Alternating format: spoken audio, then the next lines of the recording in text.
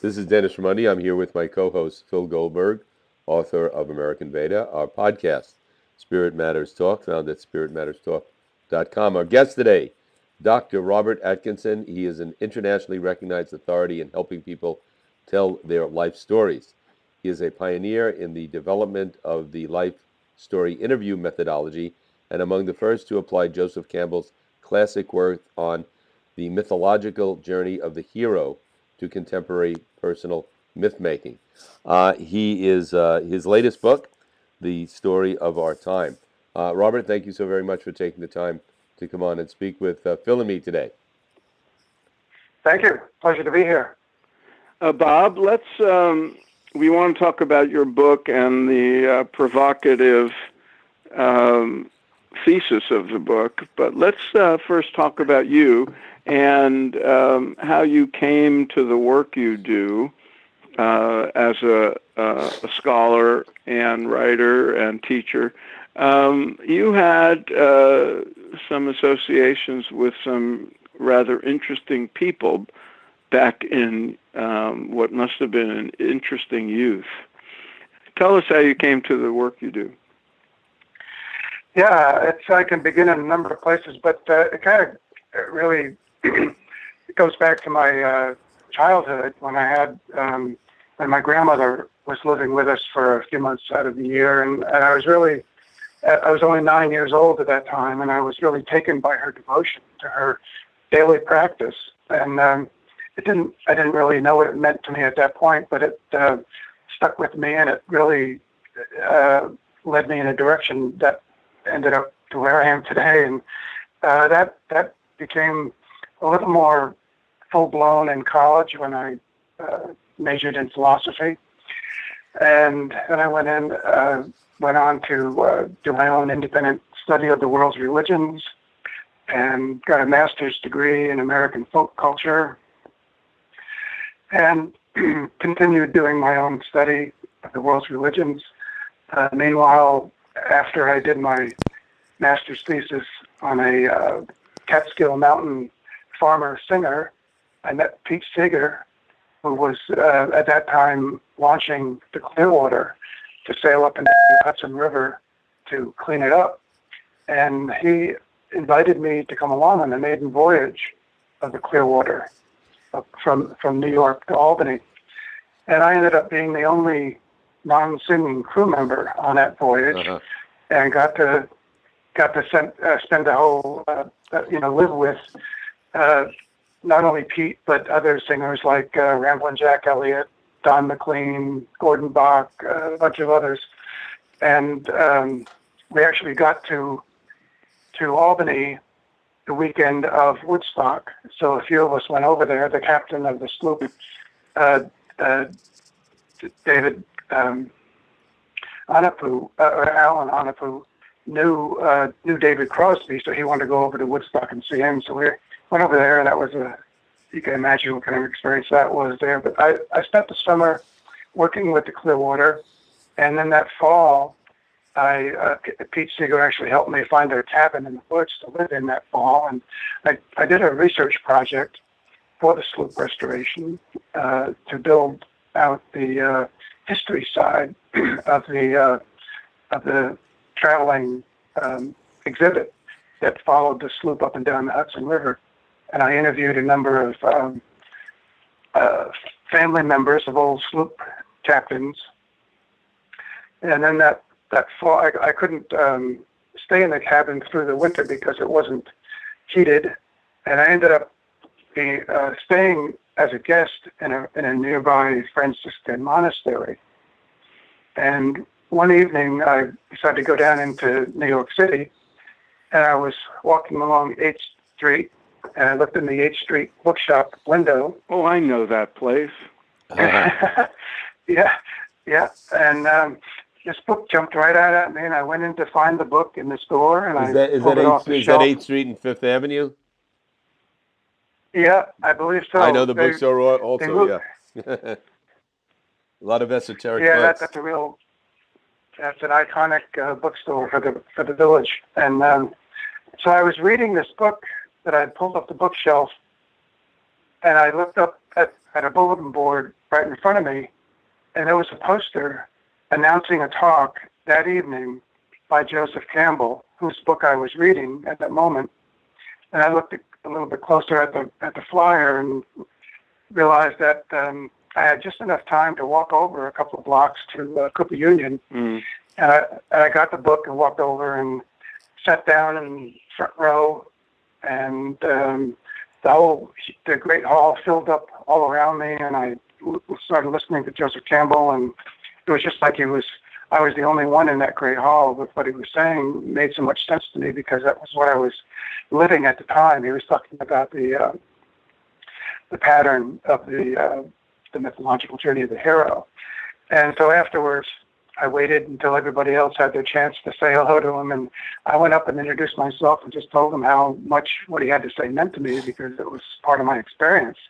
And this was in 1970, before he had been on the Bill Moyers show and everything else. And at that time, he was really very warm and hospitable and encouraging, and he kind of took me under his wing, and we ended up. He ended up inviting me over to his home. I visited him a couple of times at his Waverly Place home, and it was just he became my second major mentor of that period in my life after Pete Seeger. Then Joseph Campbell came along, and he was. They were both just so remarkable to be with and to learn from directly, and not so much by how they were known, but what they did and what they said in a personal way. They were also real and supportive. Right. So I was that got me off to my start in this direction, and I continued my studies on my own, and then some other adventures after that, and ended up completing my doctoral work at the University of Pennsylvania in cross-cultural human development. Good, and that's where we want to segue to that's a illustrious beginning to your career and work. Dennis, did you? I wanted to back up a minute. I believe you said a bit ago that you stayed with your grandmother and you were very taken by her, impressed by her commitment to her practice. What practice was that, and tell us about what you meant there.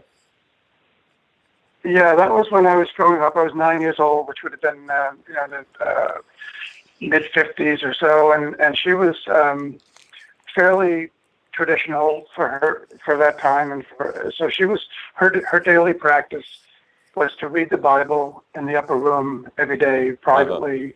Even though she left the door to her room open, I knew what she was doing, and it could have been, leaving the door open could have been a way for her to let me know, this young impressionable child, that there is something, that there is such a thing as a daily practice, whatever it might be. And for her, I was just, that's what it was for her, and I was just taken by that, her commitment to that practice. Interesting. I'd love to know, briefly, what the overall impact on your orientation to life at that time Joseph Campbell had, because the Cooper Union series of lectures that he gave that you stumbled into were historic events, really, and I believe led to one of his books, became the basis of The Power of Myth, or one of those. But he is famously, one of the leading proponents of perennial philosophy and the unity of all the world's storytelling and the world's religious traditions.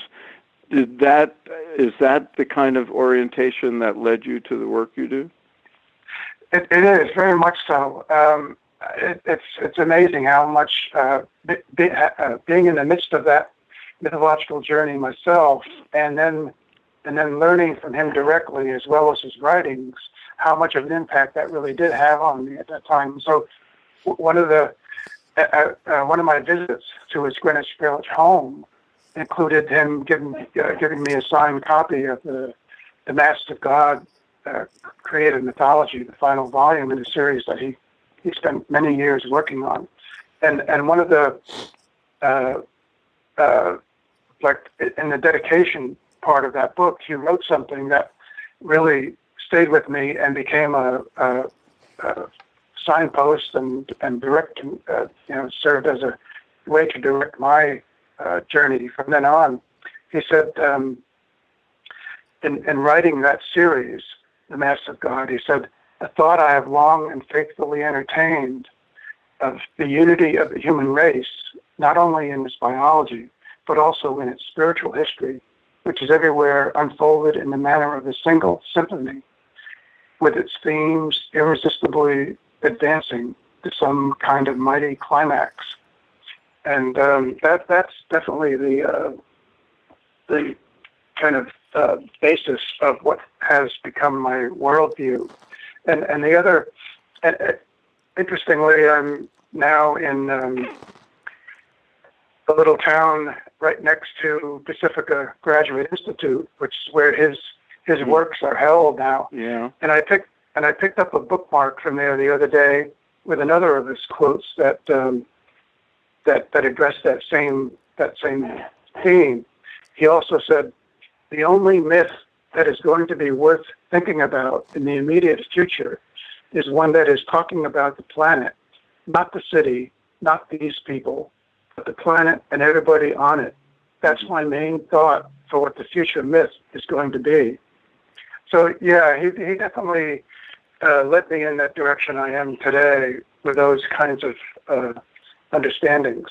Mm.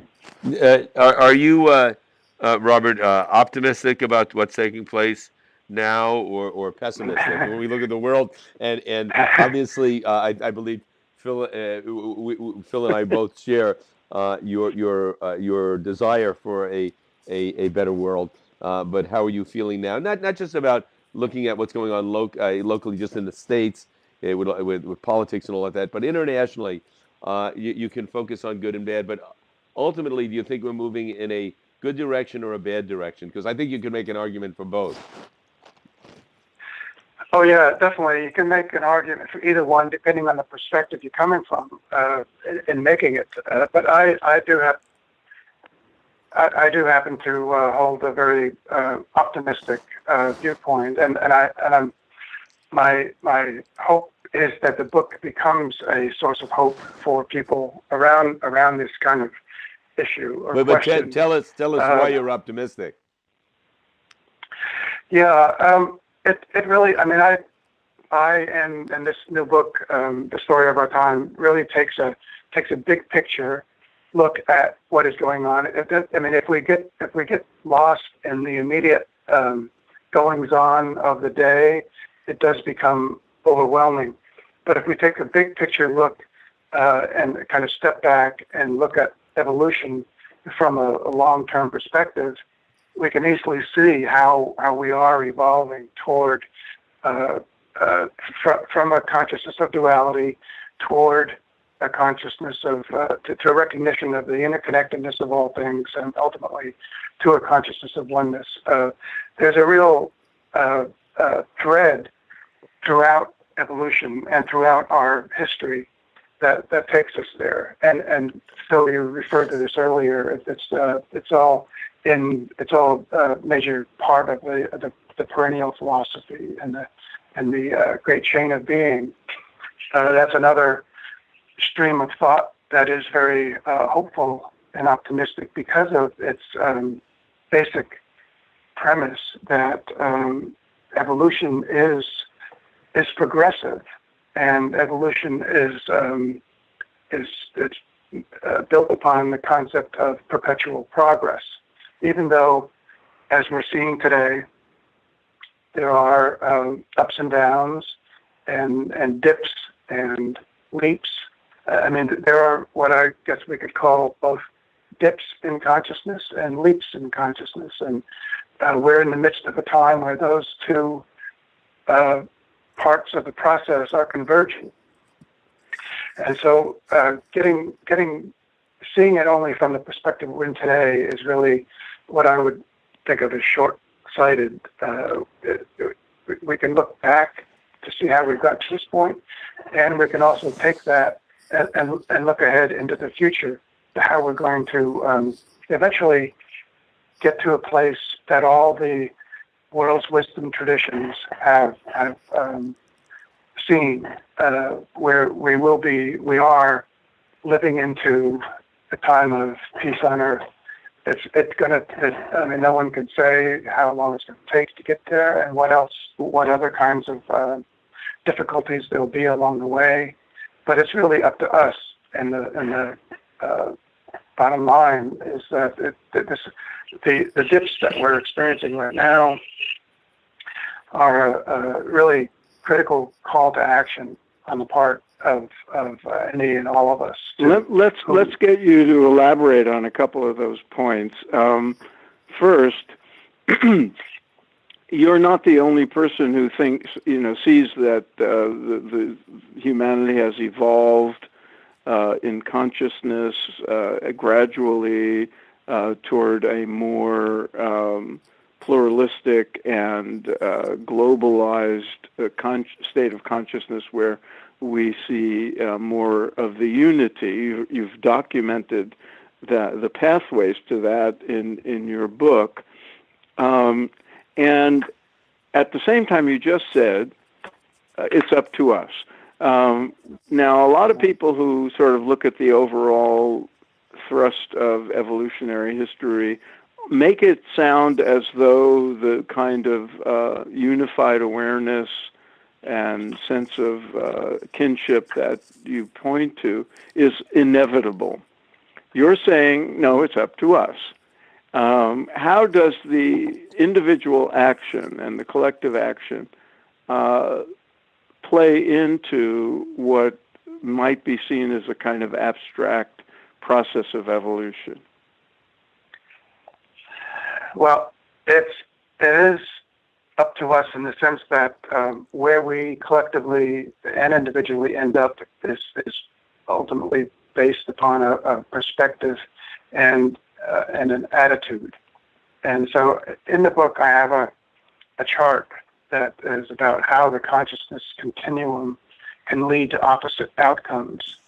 And so we might say that right now the prevailing attitude is one of pragmatism. And if we start out with that pragmatic-centered perspective, that's going to lead to generalizations, stereotypes, bias, prejudice, oppression, racism, and ultimately war, as we've seen many times over. But in the opposite direction on that consciousness continuum, if we start out with a principle-centered perspective or an inner state that's supported by a spiritual or moral attitude, we go in the opposite direction, because that'll lead to respect, appreciation, equality, cooperation, unity, and ultimately peace. Now, can I interrupt, Bob? Wouldn't that depend on which principles are at the center of the perspective? Definitely, yeah. And so that's really our collective task and challenge, is to identify and choose to live by the universal spiritual principles of our time. And that's just that by itself could take generations, maybe even centuries, but that's what it's going to take, is a collective recognition that these are the spiritual principles, not only the spiritual principles, but the universal spiritual principles of our time that we all need to live by in order to get to that ultimate objective of peace, of unity and peace. Right. Robert, like your grandmother, do you have a spiritual practice or practices that allow you to spiritually grow and evolve? I like to think I do. I mean, I'm not as I may not be as committed or devoted as my grandmother was, but I do try daily practice of prayer and meditation. and also reading the sacred writings of all the world's traditions, and that's those kinds of things, as well as regular practice of walking in nature and reflecting. I like to do what I think of as walking meditations as well. So those are some of my practices. Bob, you have, in looking over your book, one of the subheads in one of the chapters is, Did Darwin Discover Divinity? Other than the lovely alliteration, that's very intriguing. What do you mean by that, and how do you answer the question you posed? Yeah, great. Darwin's an interesting guy, and I don't think we know him as well as we should. But so one thing to know about Darwin is that before he went off on the Beagle with all of his explorations, he started out in divinity school, and because that didn't last long enough for him to get his degree, because he went off and became a scientist instead. But he had that start, or that foundation. But and I think that's what led him to recognize certain things that nobody else had before, no other scientists had before, really. And we tend to think of Darwin not only as the discoverer, or not the discoverer, but the one who made the concept of evolution a popular one that became part of our regular everyday discourse.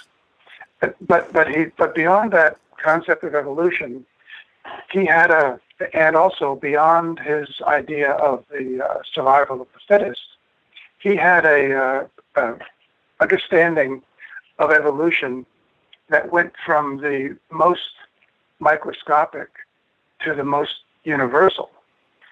Just as an example, one of his statements from The Descent of Man that is not as recognized as much recognized as it should be. He said, "As man advances in civilization and small tribes are united into larger communities, the simplest reason would tell each individual that he ought to extend his social instincts and sympathies to all members of the same nation, though personally unknown to him. This point being once reached, there is only an artificial barrier to prevent his sympathies extending to the men of all nations and races." Now that to me is an expression of the golden rule writ large. Mm-hmm. And I mean, he, in a way, he sounds very similar. That particular quote sounds very similar to the kinds of things that Martin Luther King might have said, or other people like that. And the other part of his concept of evolution that's not as well understood as it should be is that he clearly believed that evolution is progressive, and he said that species evolve toward perfection. Now we know now that that's more truthful than even Darwin would have known at that time. Interestingly, there was a release of spiritual energies right around the same time that Darwin was coming out with his theories. That of the Baha'i revelation came during Darwin's lifetime. We're getting some extraneous noise from somebody who I don't know what's going on, but can you try to be a little careful, both of you? I haven't been hearing it. I'll see if it's in the recording, but go ahead. Continue, Bob. Yeah. So to parallel and maybe even be part of an inspiration of Darwin's thinking, the Baha'i revelation says all beings, whether large or small, were created perfect and complete from the first, but their perfections appear in them by degrees. In the seed, all perfections exist from the beginning, but appear little by little. The shoot, the branches, leaves, blossoms, and fruits, all these things are in the seed, potentially, though not apparently. So it's about, and that's the concept of progressive evolution in its essence. Robert, you mentioned that during the period of Darwin, spiritual energy was being released in the Baha'i faith or the teachings of Baha'u'llah. Is there any spiritual energy being released today, and where is it coming from, if it is coming from anywhere? Yeah, that's a really interesting question. I mean, I think, again, we have to look at it from a really big perspective and understand that when there is spiritual energy released from a new great teacher like Krishna, Moses, Zoroaster, Christ, Muhammad, and Baha'u'llah, they're not just released for that moment. They're released for an entire spiritual epic, which, as we also know, lasts many centuries, if not a millennia or more. And so those spiritual energies are always out there and during that particular spiritual epic. And they're being picked up by people like Darwin and everybody else. Anybody else can be picking them up at any time from the beginning of that release, well into centuries after. And so we're only a century and 3/4 into the release of the latest revelation, and they're being the effects of those spiritual energies are being picked up all around the world still today. Bob, we are recording this 2 days before the inauguration of Donald Trump. By the time people listen to this, he will presumably be President Trump, and a lot of people have great trepidation about the future and see what's happening politically as a sign not of evolution, but as a step backward. I'm curious about your take on that, and one of the other chapters in your book, or one of the sections, is headed Opposition as a Catalyst for Transformation, and you talk about the necessity of adversity. Could you elaborate on that in the context of the current situation? Yeah, I'll try to do that. I mean, it's a very I'm getting a lot of big static too, but it's I'm not moving anything. Well, I can say, and I'm recording from here, I'm not hearing any of the noise or static, so I'm hoping that your voice both coming through clearly. I haven't heard anything extraneous, so let's hope that's in the recording, and we'll review it. And for our listeners out there, if I don't hear it, hopefully you will hear it. And so we'll go. Let's just keep going because it's not being picked up from the recording side. Okay, thank you. Sorry. So yeah, it's definitely a critical moment in time, and I do think that adversity is part of a spiritual principle that leads to transformation. So it's partly a matter of how difficult or how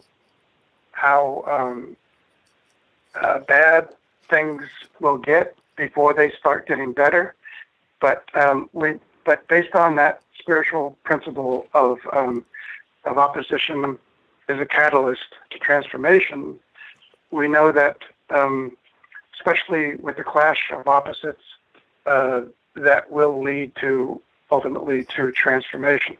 It's just a matter of how difficult it gets during that process of the clash of opposing views, and I mean there always is that danger that things could get really bad before they get better. But if we have the concept and allow that to play out, we understand that it eventually will lead to a continuation of progressive evolution or perpetual progress. And that comes back to why it's so important for everybody to play a role in this really critical time to make sure that things don't get too bad or as bad as they could get. It's really up to us to make it as smooth as possible transition and transformation through this time to a time when things will be more recognizable as moving forward towards the ultimate destination of unity. Right. I certainly hope that you're correct. My intuition, or maybe it's my wishful thinking, agrees with you. And I do think we are very affected by the media and what's reported to us. So there might be much more good going in the world, than is being brought to our awareness by the variety of sources that bring us information, newspapers, TV, whatever like that. So I'm certainly hoping for the best. Robert, I did want to ask you one last question. And I often think of like maybe young people listening into our podcast. And early in your life, you went on a journey, not only a spiritual journey, but an actual journey where you went, you sailed with Pete Seeger, you visited Arlo Guthrie, you lived in a Franciscan monastery, you went from place to place. How important do you think that is, if you're speaking to young people, that they take some period of their life and have some adventure, if they can possibly do so, like you did? Yeah, thanks for that question. That's great. I mean, I was fortunate it happened kind of spontaneously, and as soon as I just knew that I had to go where I was led and drawn, but it is that whole process and experience of having an adventure like that is so critical, and it may be one of the things that is getting lost in our world today. It's so important for young people to do that, because what it is, it's a process of consciously knowing where you're going, why you're headed that way, maybe not knowing totally everything at the moment, but being living deeply enough to know that you are being led somewhere, and that the ultimate process is about coming to your own personal sense of what makes sense, what's right, what's wrong, and that's such a critical process. I mean, that's really what the first chapter of the book is about, and the first principle of the book: consciousness, the potentiality set in motion by an organic process. If we don't allow our own unfolding to happen in that kind of way, we really can lose out on a deeper meaning of life, and not experiencing what is known as the call in mythology. It can really end up having people live more on the surface of life rather than in its depths. And so it's a really critical, the search. That's really what expands our consciousness, is the search for our own personal and collective truth. And that's another reason why I chose the title that I did. It's so important for everybody to discover on their own what the story of our time is, that they're living in their life today, and that everybody else may be as well. It's so important to know, first of all, our own personal story, and second of all, our collective story that we all share. Mm-hmm. Okay, Bob, one last question as a parting shot to our audience, or a parting gift, I should say. Can you give us, in a sentence or two, one thing you would like to advise our listeners to do to serve as catalysts for the evolutionary process you outline in your book?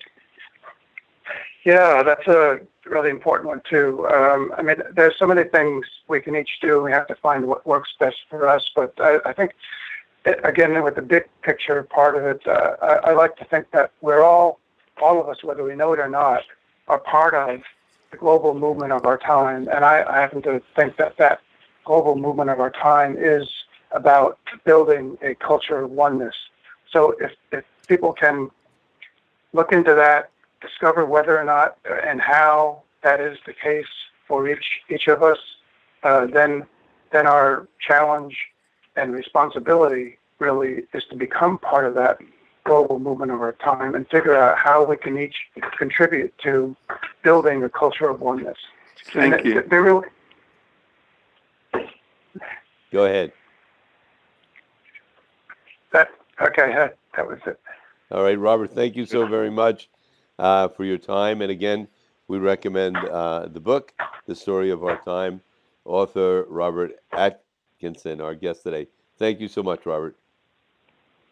Thank you. Pleasure. Good luck, Bob, and we will have this up on the website with your contact information, your website, and a link to your book and all the usual stuff. Great. Thanks a lot, Phil. I really appreciate it. Thank Hope it you. came out okay. Great. All right. Right. Thanks very much. Yeah.